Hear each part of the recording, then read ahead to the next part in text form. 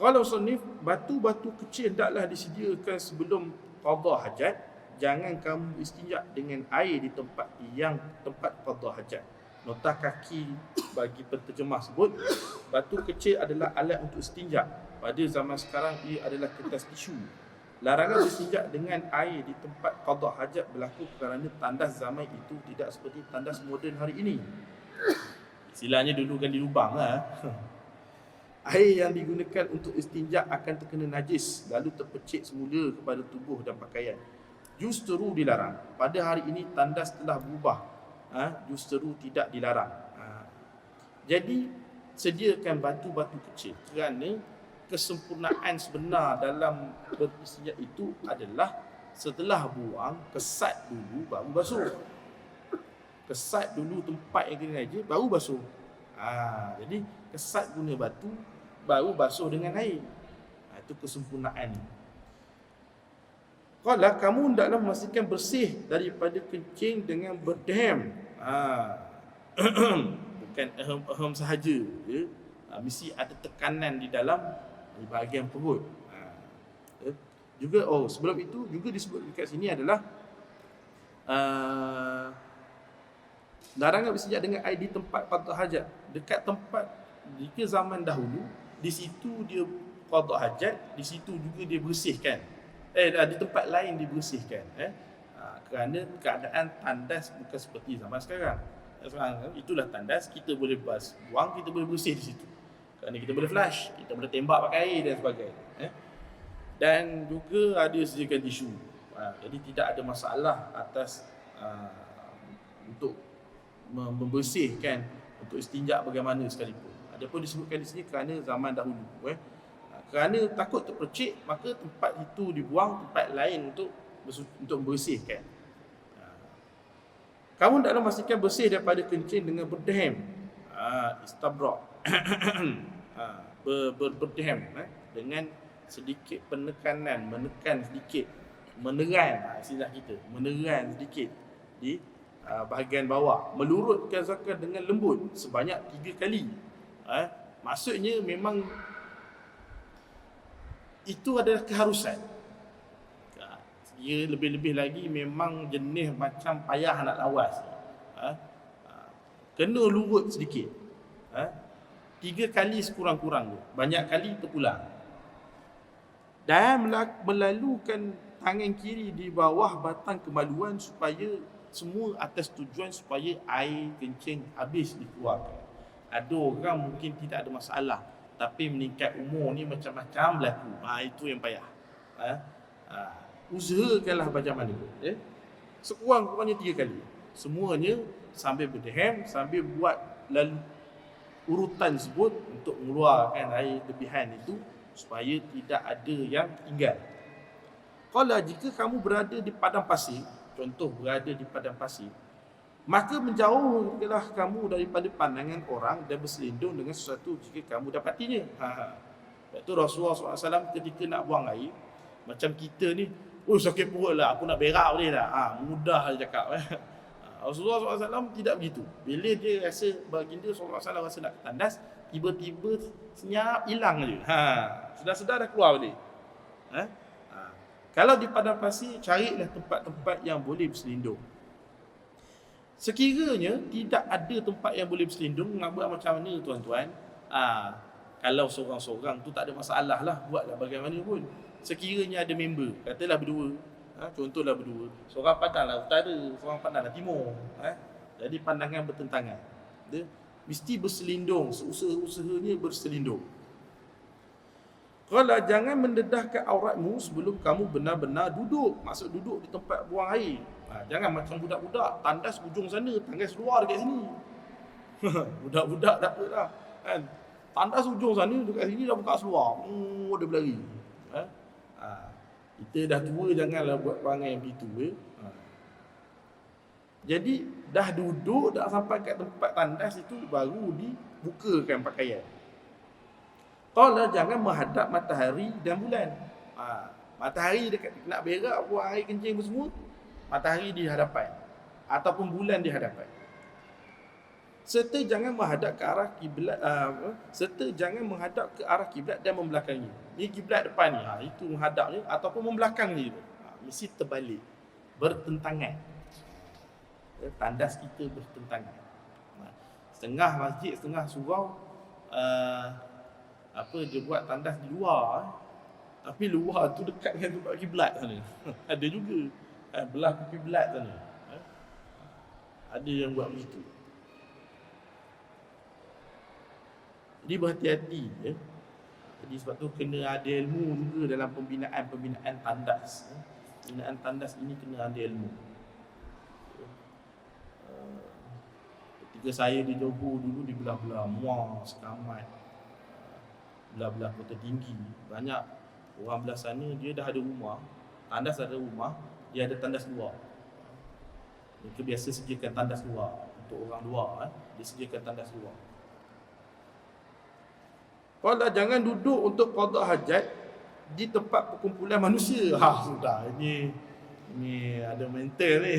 Ini mental Kerana buang hajat di tempat perkumpulan manusia. Tengah-tengah orang duduk, masa tu dah dibuang semua sekali. Berbeza dengan setengah tempat lah. Itu kita sebut di sini umumnya dalam ajaran Islam adabnya begitulah. Orang Melayu kita juga begitu. Tuan-tuan mungkin kalau datang ke Mesir lain sikit lah. Mungkin negara-negara lain ada cara dia. Kalau tuan-tuan pergi ke Mesir, ada situasi yang kurang enak lah. Mungkin tuan-tuan boleh nampak kencing lepas ni, berak seperti ni. Jangan belik lah. Bagi adat sana, tuan-tuan kalau contoh dia bantal diri sini, dia kencing. Tuan-tuan kau kencing. Jangan. Kerana masyarakat sana, orang yang melihat orang tu buang tu, itu yang mengaibkan. Jangan tengok, itu satu perkara yang mengaibkan. Perbuatan dia tu dikira, alah kau nak buang-buang lah. Dah nak buang, tak tahan nak buang lah. Itu tidak dikira mengaibkan. Yang aib tu kita tengok. Itu aib. Termasuklah air buat air kecil, air besar, sama lah. Berak tepi tanggung.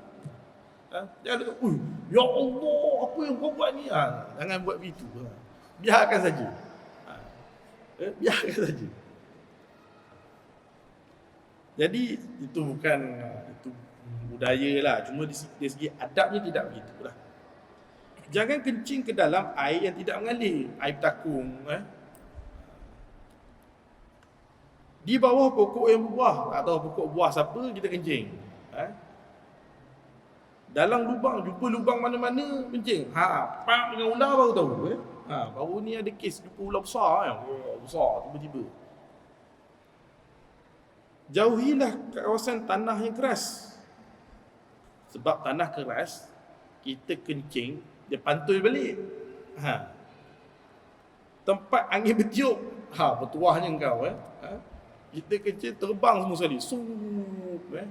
Macam kawan kami dahulu pergi panjat Gunung Sinai. Tuan-tuan dah panjat gunung daripada awal malam sampai pagi, memang rasa nak terkencing. Sampai atas tak terkencing. Aduh lah kawan ni kata, aku nak kencing, dia kata.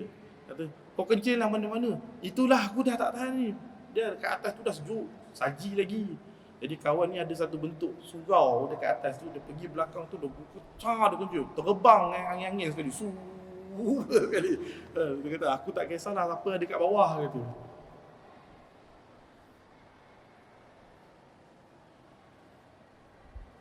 Berdasarkan sabda Nabi SAW, inna amat azab al-qabri minhu. Sesungguhnya kebanyakan azab kubur adalah daripadanya. Ini air kencing. Kerana tidak menjaganya dengan baik percikannya. Riwayat Ad-Darqutni. Wa qala tongkatkan dirimu ketika duduk di atas kaki kiri. Ni kaedah. Bagaimana cara buang air yang sebenar. Tongkatkan dirimu ketika duduk di atas kaki kiri. Duduk atas kaki kiri.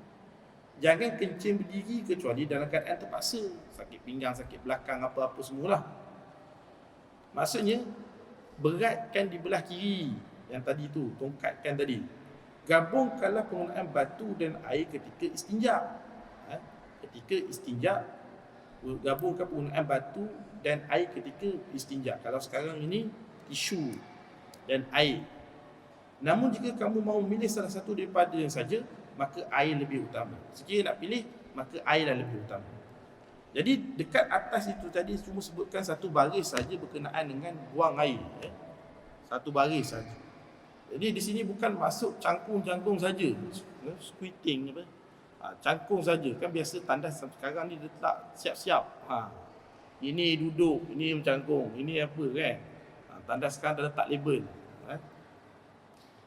Jadi bukan cangkung saja.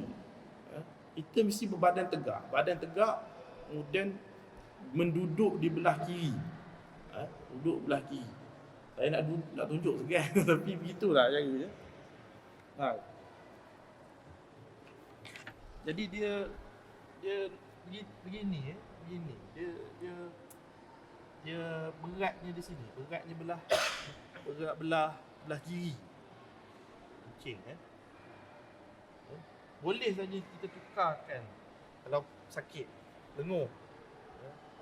Kalau duduk saja begitu, jadi dia terbelit perut tu. Dia tak keluar habis. Duduk saja begitu. Maksud saya mencangkung saja begitu. Terbelit perut tu, itu tak habis keluar. Qala sikit ni.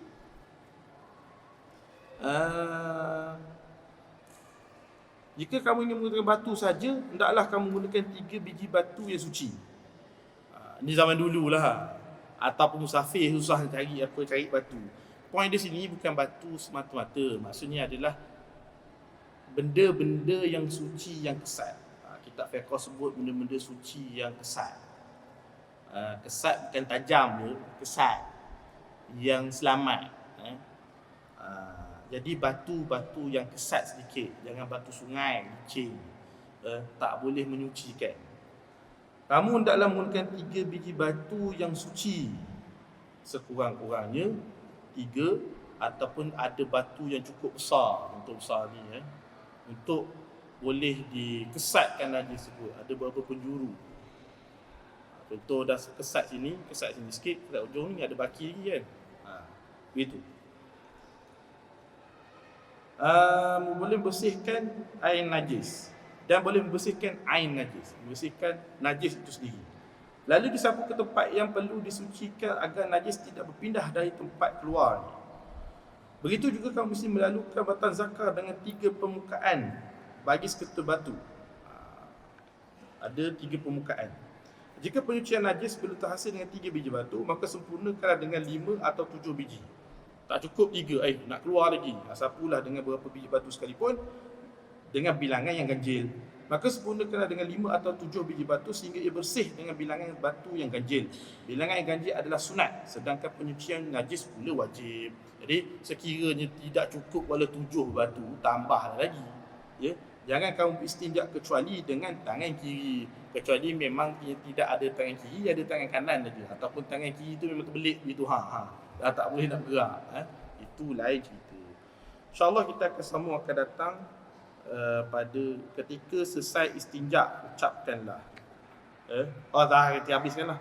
Ucapkanlah Allahumma tahhir qalbi minan nifaq wa hassin farji minal fawahish. Ya Allah, bersihkan hatiku daripada nifaq, lindungi kepala daripada segala perkara kecil. Gosoklah tanganmu selepas selesai istinja pada tanah atau dinding. Dinding. Kemudian basuhlah ia. Maksudnya adalah tanah atau debu pada zaman dulu adalah alat yang membantu dan bersuci dengan air. Pada zaman sekarang, benda-benda ini digantikan dengan sabun. Kerana zaman dahulu tidaklah ada sabun seperti zaman sekarang. Sekarang ada sabun mandi, ada sabun tangan dan sebagainya.